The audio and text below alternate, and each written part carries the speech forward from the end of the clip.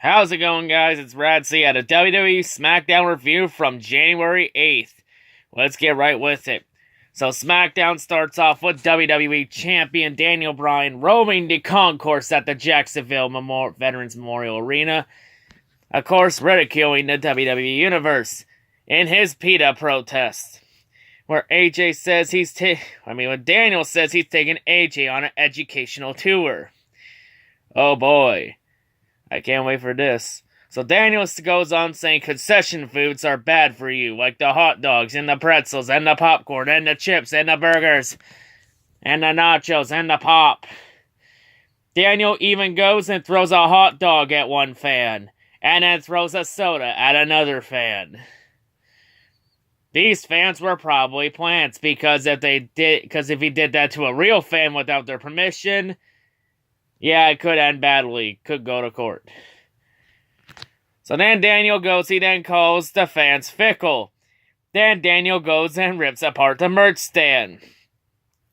And then Daniel calls the merch stand a bunch of useless garbage. So then Daniel goes and he comes out through the crowd.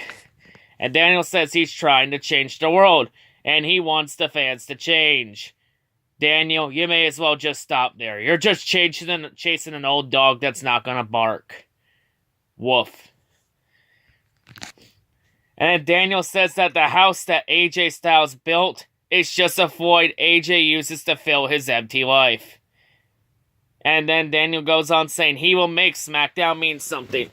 And then once Daniel gets into the ringside area, R-Truth again goes and attacks Daniel Bryan for pre-match assault because Daniel was set up to have a one-on-one match with R-Truth. So R-Truth's getting payback for last week. So to the match, highlights in the match. Truth's arm toss, a single leg drop kick was good. Daniel's strikes like his kicks were good too, along with his two missile drop kicks in the corner. Truth's drop kick and jawbreaker were good too. But match ending, Daniel would go and hit the running knee. Daniel gets the 3 count for the win. This match was like not even 7 minutes long. Just a boring match to open the show. So then as Daniel gets on the stage, AJ Styles comes out and attacks Daniel Bryan from behind for post-match assault. AJ takes Daniel off the stage, and as AJ grabs a chair, Daniel then runs away as the refs come to break AJ away. Damn it, Daniel. AJ's supposed to show the inner animal in him that Vince wants to see. Well, Vince ain't gonna be happy. He's gonna be pissed. He's gonna tell Daniel to get his ass back out there.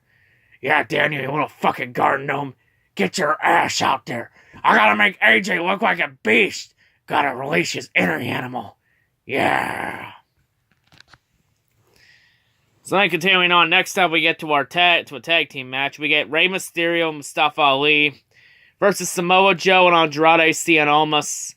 Highlights of the match. Joe's strikes throughout the match were good. Mustafa's drop kick was good. Rey and Mustafa's double drop kick to Joe were good too. Rey's springboard head toss is good along with his Hurricane Rana and facebuster. Mustafa's head scissor was good along with his front roll into a facebuster.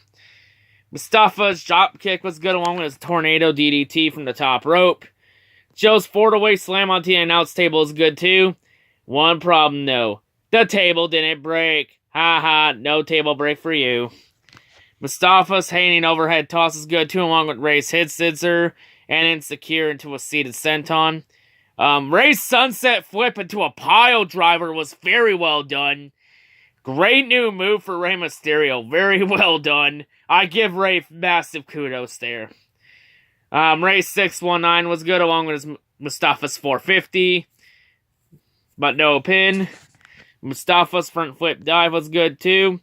But to our match ending, Andrade would counter to 619. Andrade hits a gut buster. Then Andrade hits the hammerlock DDT on Rey. Andrade gets the 3 count for the win. So Andrade building some momentum heading to the Royal Rumble because all 4 men that compete in this match are also in the Men's Rumble match. So then next up, we get a segment. So Rusev comes out to the ring.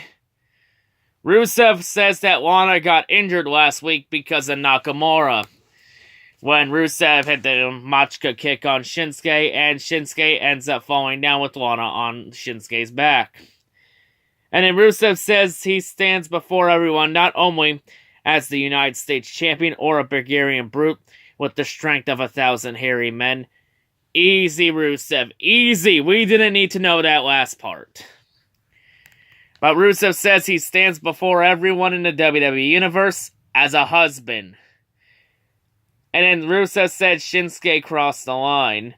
And then asked Shinsuke to come out, and then Rusev said he'll crush Shinsuke and break every bone in his body.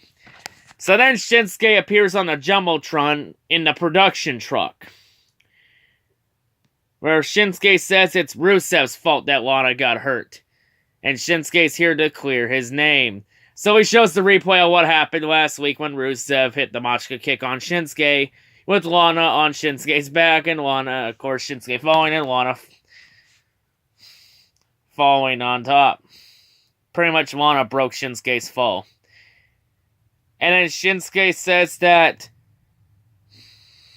Rusev crushed Lana. And then Rusev goes on saying, if you don't come to me, I'll come to you. So then Rusev leaves the ring. He heads in the backstage area. As he gets in the backstage area and asks for the production truck, Shinsuke comes. He grabs one of the big rolling cases in the back for production, and he rams it right into Rusev into a wall to start a brawl. Shinsuke will continue to ram it and then attack Rusev until the refs come to break it up. So Shinsuke walks away. Then Shinsuke comes back and hits the Kinshasa on Rusev. And then Shinsuke officially walks away. So there we go with that. It's a pretty decent segment.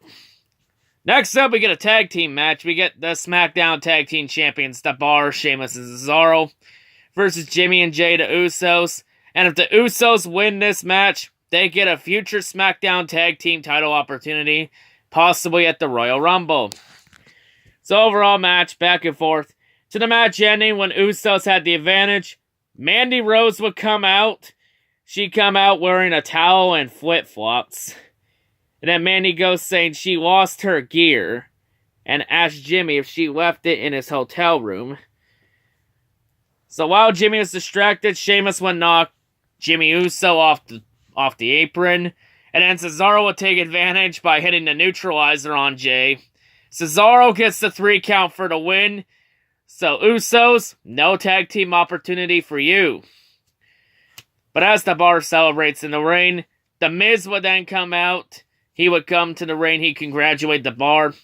And then Miz says he's given the Bar the opportunity to defend the SmackDown Tag Team titles against him and Shane McMahon at the Royal Rumble. Uh-oh. Miz found a loophole in the system to where you have to earn your opportunities. Miz found a loophole in the system to have opportunities handed to him. Hence, the opportunity to defend. There's a loophole in the system. Miz just exploited it. Guess that means Vince McMahon's gonna have to make a change to his new format. Because we can't have any loopholes exposed. Because this company doesn't have enough loopholes exposed, as it already is. So then the Bar debates for a few minutes. Then Sheamus hits a bro kick on Miz. I guess technically this is post-match assault. And the Bar goes and they accept the challenge. So at the Royal Rumble, Sheamus and Cesaro defend the SmackDown Tag titles against Miz and Shane McMahon. Oh boy, how will this go? So then next up, we get to our main event. A triple threat number 1 contenders match for the SmackDown Women's title. Winner gets a shot at Asuka for the title at the Royal Rumble. It is Charlotte Flair versus Carmella versus Becky Lynch. When they got her in this match, we knew it wasn't Carmella because Carmella was already entering the Rumble at number 30. So this was actually a pretty good match, back and forth. Each woman had a chance to dominate. Charlotte hit Moonsault was a highlight in this match, along with her spear to Becky. So to our match ending, Carmella hits a super kick on Charlotte Flair. Becky then takes advantage of Carmella, locks in the disarmer for the tap-out victory. So at the Royal Rumble will be Asuka versus Becky Lynch for the SmackDown Women's title. And odds are, there goes a prediction already wrong for me this year. Because I said this year the Women's Royal Rumble winner would be Becky Lynch. Well, this one is wrong. Because last year, I thought there was going to be a title match. I was wrong. This year, I thought there wasn't going to be a title match. And I was wrong again. God damn it. So I guess this means maybe that means Charlotte Flair's going to win the Rumble then? We're going to have to wait and see. I imagine that's what's opening the door now. So then after the match, Asuka would come out to the ring with the SmackDown Women's title in hand. And then Asuka would pose with the title, have a stare down with Becky, both exchange words. And then that's how we end SmackDown. Just a meh episode. Not much really happened. Pretty meh. You know, other than Miz exploiting another loophole, nothing else. Like, nothing happened really for 2 hours.